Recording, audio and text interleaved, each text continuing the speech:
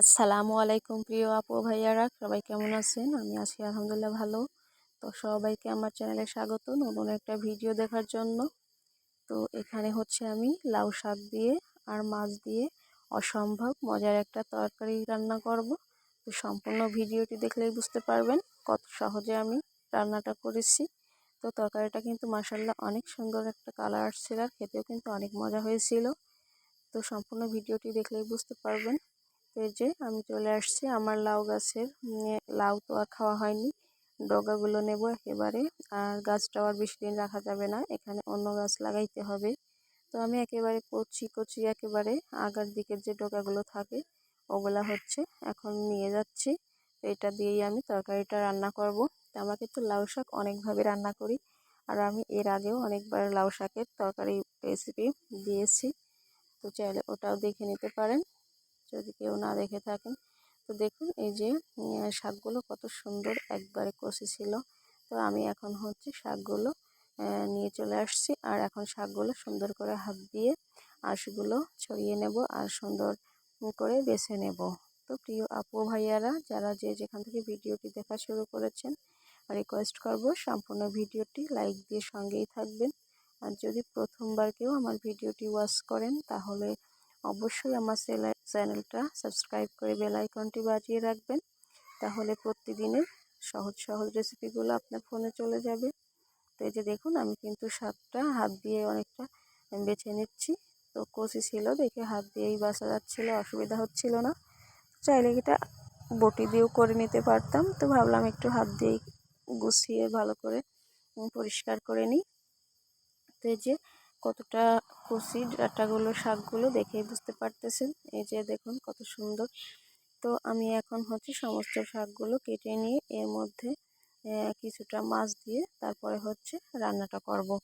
তো মাছ দিয়ে কিন্তু শাকটা রান্না করলে লাউ শাকটা আমার কাছে অনেক ভালো লাগে। তো লাউ শাকের ঝোলটা আমার খুব পছন্দ, এই জন্য আমি মাঝে মাঝে এটা রান্না করে খাই।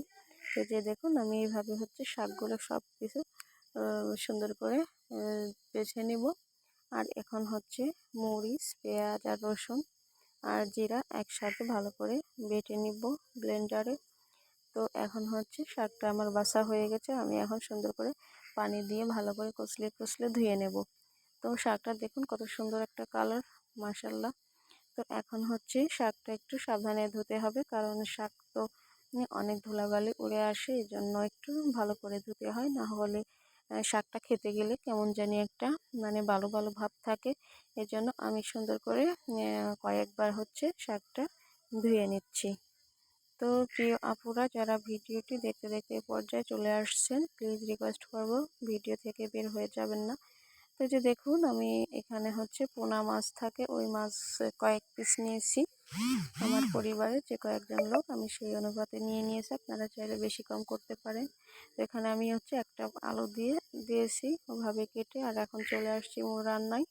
আর কড়াইটা দিয়ে দিয়েছি চুলায়, এখন হচ্ছে তেল দিয়ে দিলাম। তো শাকে একটু তেল বেশি না হলে ভালো লাগে না। আর ফোড়নে দিয়ে দিলাম একটু আস্ত জিরা।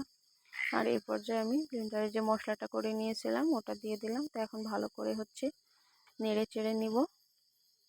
তো আমার ভিডিওটি যারা ফেসবুক পেজ থেকে দেখতেছেন তারা অবশ্যই আমার ভিডিওটা পেজটা ফলো করে দিবেন আর লাইক দিয়ে দিবেন। আর যারা ইউটিউব থেকে দেখতেছেন তারা চ্যানেলটা সাবস্ক্রাইব করে পাশেই থাকবেন। এখন হচ্ছে আমি এখানে কালারের জন্য দিয়ে দিয়েছি হলুদ গুঁড়ো, আর হচ্ছে কিছুটা মরিচের গুঁড়া, স্বাদ অনুযায়ী লবণ দিয়ে দিয়েছি। এখানে একটা কথা বলবো, শাকে সবসময় চেষ্টা করবেন অল্প করে লবণ দেওয়ার, তারপরে হচ্ছে টেস্ট করে আবার যদি লাগে তখন দিবেন, কারণ আগেই যদি একবারে সব লবণ দিয়ে দেওয়া যায় তাহলে অনেক সময় কিন্তু বেশি হয়ে যায়, শাকে লবণ বেশি হলে খেতে ভালো লাগে না। তা আমি হচ্ছে অল্প একটু পরিমাণে পানি দিয়ে মশলাটা কষিয়ে নিচ্ছি, আর এই কষানো মশলাটার মধ্যেই আমি দিয়ে দিচ্ছি মাছটা, যাতে আমার মশলার সঙ্গে মাছটাও কষানো হয়ে যায়। আমি এভাবে মশলাটার সঙ্গে মাছটা কষিয়ে অনেক সময় রান্না করে থাকি। আমার কাছে ভাজা থেকে এভাবে রান্নাটা করলে আমার বেশি ভালো লাগে। তা আমি 2-3 মিনিট হচ্ছে মাছটা কষিয়ে নিয়েছি, আর এখন হচ্ছে মাছটা তুলে নিচ্ছি। আর এই পর্যায়ে হচ্ছে আমি একেবারে মশলাটা কষানো কমপ্লিট, আর এর মধ্যে আমি শাক আর আলু যে কেটে ধুয়ে পরিষ্কার করে নিয়েছি ওটা এখন দিয়ে দিচ্ছি। তো এই যে দেখুন আমি সুন্দর করে শাকগুলো দিয়ে দিচ্ছি। তো কি বলবো, আসলে এটা রান্না অনেকেই করে না, শাকটা বেশিরভাগ ভেজেই খায়। কিন্তু আমি বলবো একবার হলেও এভাবে মাছ দিয়ে রান্না করে খেয়ে দেখবেন, অনেক ভালো লাগে। তো দেখুন আমার শাকটা একেবারে কমে গেছে, আর নিজেদের গাছের শাক ছিল, একবারে কষি ছিল, শাকটা একেবারে নরম হয়ে গেছে কত তাড়াতাড়ি, অনেকটা পানি বেরিয়ে আসছে। এখানে আমি কিন্তু বাড়তি কোনো পানি দেইনি, আমার যে পানিটা আসছে ওই পানিটাই কিন্তু মানে ওটা দিয়েই অনেকটা পানি চলে আসছে শাক থেকে। তো এখন হচ্ছে আমি কিছুক্ষণ পর পর নেড়ে চেড়ে ভালো করে বলক উঠিয়ে নিচ্ছি। তো এই পানিটা যদি সম্পূর্ণ শুকাইতে দেয় তাহলে অনেকক্ষণ লেগে যাবে, আর ওভাবে অতক্ষণ রান্না করলে কিন্তু শাকটা খেতে ভালো লাগবে না। তো আমি এই জন্য একটু পরিমাণে পানিটা কমিয়ে নিয়ে তারপরে হচ্ছে এর মধ্যে মানে মাছ যে রেখে দিয়েছিলাম ওটা দিয়ে দেবো, কারণ শাকটা কিন্তু পুরোটাই সেদ্ধ হয়ে গেছে, আলুটাও অনেকটা নরম হয়ে গেছে। তো এই পর্যায়ে হচ্ছে আমি দিয়ে দিলাম মাছগুলো, দিয়ে আমি হচ্ছে আবারও সুন্দর করে নেড়ে চেড়ে মিক্সড করে নিচ্ছি। দেখুন তরকারির কালারটা কিন্তু অনেক সুন্দর আসছে, আর এখানে যদি আমি ঢাকনা চাপা দিয়ে ঢেকে দিতাম তাহলে শাকের কালারটা নষ্ট হয়ে যেত, এই জন্য আর আমি ঢাকনা চাপা দিয়ে ঢেকে দেইনি। যে কোনো শাক রান্না করতে গেলে আমি একটু চেষ্টা করি ঢাকনা না দেওয়ার জন্য, কারণ কালারটা নষ্ট হয়ে যায় এই জন্য। তো এখানে দেখুন আমি কিছুক্ষণ হচ্ছে এভাবে রেখে দিয়েছি, আর এখানে একেবারে অল্প একটু পরিমাণে পানি দিলাম, মানে একটু ঝোলটা রাখার জন্য, কারণ আমার শাক আলু সব কিছু একেবারে সেদ্ধ হয়ে গেছে। তো এই পর্যায়ে হচ্ছে সামান্য একটু ঝোলের জন্য পানি দিয়ে এখন নেড়ে চেড়ে ভালো করে আমি বলক উঠিয়ে রান্নাটা করে নেব। তো যে বললাম আমি ঢাকনা চাপাতে ঢাকিনি, এই জন্য তরকারিটা আমি ফাঁকা রেখে রান্নাটা করতেছি। তো এই যে দেখুন অনেকটা কিন্তু বলক উঠে আসছে, আমি এই পর্যায়ে কিন্তু নেড়ে চেড়ে দিচ্ছি।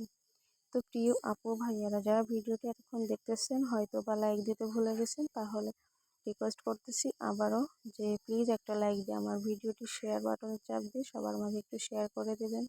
আর যদি এই সহজ রেসিপিটা ভালো লাগে তাহলে অবশ্যই বাসায় একবার হলে ট্রাই করবেন। তো আমি হচ্ছে দেখুন সুন্দর করে কিন্তু রান্নাটা কমপ্লিট করে নিয়েছি, আর একটু ভাজা জিরার গুঁড়া দিয়ে দিয়েছিলাম, আর এখন হচ্ছে পরিবেশন করে আপনাদেরকে দেখাচ্ছি। দেখুন কতটা সুন্দর হয়েছিল, অনেক লোভনীয় দেখাচ্ছিল তরকারিটা, একবার হলেও ট্রাই করবেন, একেবারে কম মশলায় এত মজার একটা তরকারি। তো আমার রেসিপিটি কেমন হয়েছে অবশ্যই কমেন্টের শেষে জানাবেন। তো আজকের মতো এ পর্যন্ত, দেখা হবে অন্য কোনো ভিডিওতে। তো দেখুন কত সুন্দর কালার আসছে, আর খেতে কিন্তু অসম্ভব মজা হয়েছিল। তো এতক্ষণ ধৈর্য ধরে ভিডিওটি দেখার জন্য সবাইকে অসংখ্য অসংখ্য ধন্যবাদ, ও আমার পক্ষ থেকে রইল অনেক অনেক ভালোবাসা। আসসালামু আলাইকুম, আল্লাহ হাফেজ।